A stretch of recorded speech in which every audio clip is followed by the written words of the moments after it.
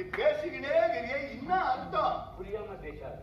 கிளைமேக்ஸ்ல வந்து ஏதாவது மெசேஜ் சொல்லணும், அதுக்காக தான். அது என்ன மெசேஜோ சீக்கிரம் சொல்லி சொல்லி முடிச்சுட்டேனடா.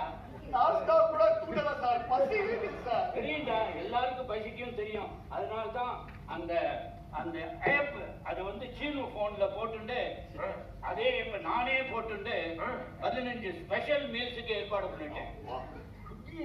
நீயே பண்ணிட்டியாப்பா? என்ன 15 ஸ்பெஷல் சாப்பாடு வருது, வந்து உடனே சாப்பிட்டு ஆனந்தமா போகணும்.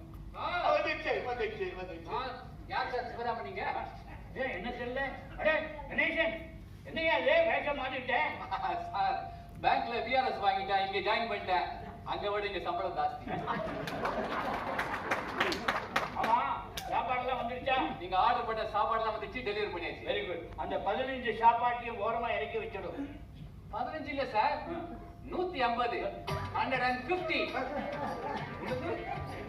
150 சாப்பாடா?